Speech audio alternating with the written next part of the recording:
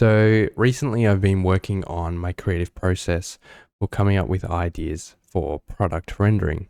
And I've come up with a little bit of a system that I've been using a bit recently over the last couple of weeks that I think will be really helpful for you if you're stuck and can't come up with ideas in 3D. I'm still working this out, but you can use it as is, and it uses a little bit of AI and a little bit of other methods to sort of trick your brain into creating more ideas.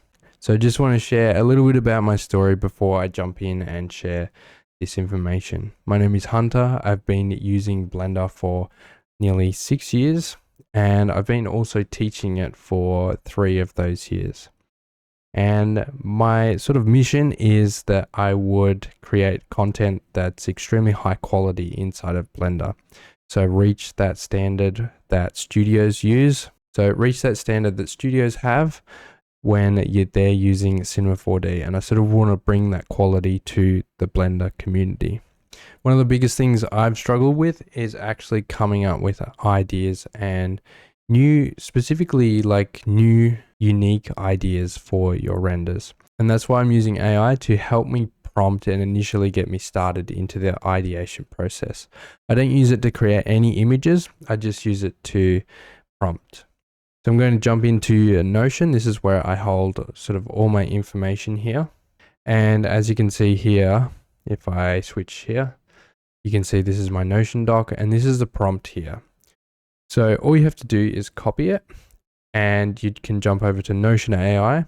I like Notion AI just because it's got all the AI models here. Currently, I'm just using GPT. You could use Claude's, you could use the Gemini Pro. The next thing to do is actually disconnect it from your own information. If you're using Notion, then you just turn this off. Otherwise, it'll connect to all the sources within your Notion account. So uncheck that. Allow it to search web and you just go Control V and paste it and you send it off. And so basically all this AI is going to do is go through steps to coming up with an idea. And this is more focused towards a hobbyist. So if you're looking to create something for your portfolio or you're just looking to improve in Blender, you want to create more projects more often to get that improvement. And so this here gives you some prompts and some help in creating ideas. So you can see here, it's come up with some different categories. Now you could change the categories if you would like. I've got specific categories that I enjoy doing renders in and that I want to do work in. So that's the categories that I'm building my portfolio around.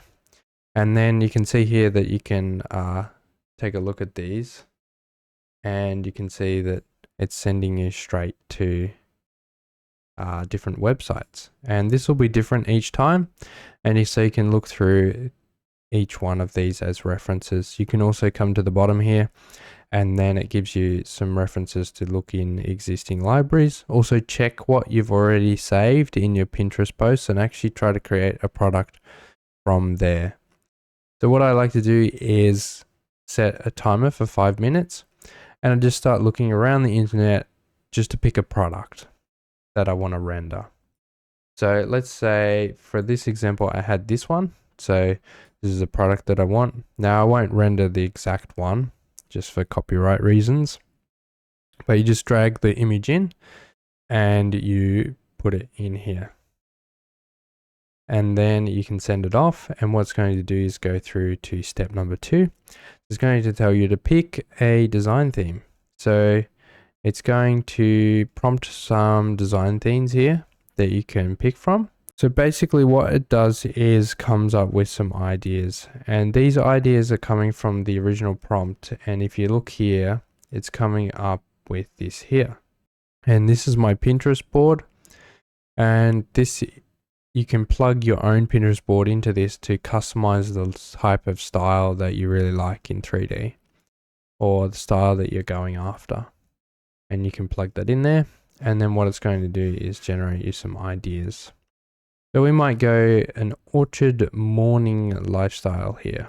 This is the type of renders that I want to create. This is the idea that I'm feeling at the moment. So we'll come down here. That's probably not going to. I'm just going to pick one. It's going to go to the next step here.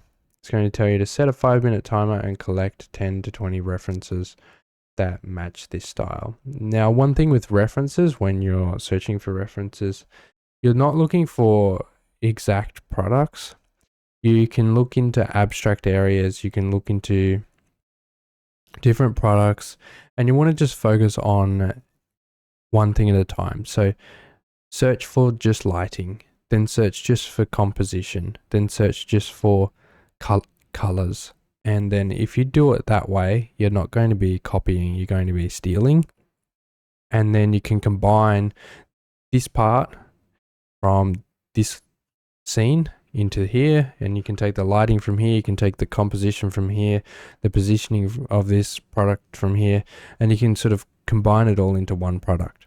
So what I would do is it gives you some options here based on what it's creating, and then you can go through and look at these. Now, some of these are very AI generated.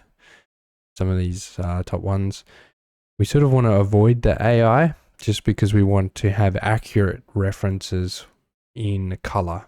So we might go AESOP, and if you've got Eagle, you just click and drag it. Eagle's just a software here that I use all the time. Just collects all my references, and you can click and drag it.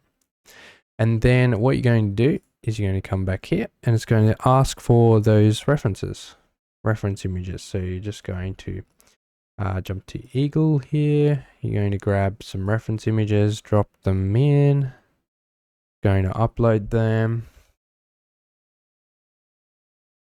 and then you can send it again.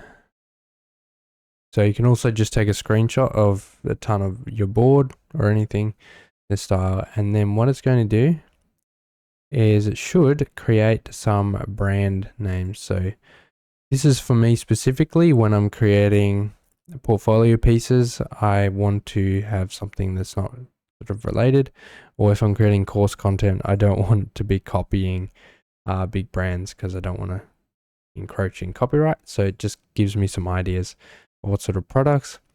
You also notice that it gives you a color palette and some moods. And so then what I do is I take what I like and then the name of it, and I'll put it into a new Notion doc of my idea. And then the next thing I do is I actually get a timer. And what happens is when we're creating ideas, what usually happens is our logic side of our brain tries to take over. And so when we're sketching out ideas, if we don't have a time limit to each idea, our brain sort of allows perfectionism to come in, and it tells you, oh, this is not good enough, tweak this bit, or you could do it a bit better here. And what ends up happening is you restrict the amount of ideas you have. So what I do is I set a timer for 1 minute, and it feels super short, but what this will do is stop your brain from being able to think logically. So in the beginning, what will happen is all your ideas will be terrible because your logic brain side of your brain will be taking over, and it'll be trying to think about it analytically, and will this look good, like that. And after about 10 or 20 minutes of 1 minute sessions, you'll end up with just a page or 2 pages. This is mine. If I show it, two pages of sketches. And then I'm only creating one image, so I don't need this much really. Some of these could turn into a really good idea. And you could keep going, but each one of those sketches was a minute long. And then you use the words that you've created over here. So you might say berry, and then you sketch some ideas around berry. And then you think about sort of around the berry. So I had here like my raspberry. If I show this one, the raspberry over here, I said, what if I scale the raspberry up really big? And then I just use the texture of the raspberry really big and put the bottle in it. And so you can come up with tons of ideas, especially when you're limiting your time. So that's what I've been using lately for my creative process. I hope it's really helpful. I'll put the prompt down below. I might tweak it a little bit before I give it to you. Put the prompt down below for you to be able to use it if you're interested. And in the next few videos, I'm going to cover actually how to create one of these scenes. So we'll create a nice cool render for you to be able to use in your creative process.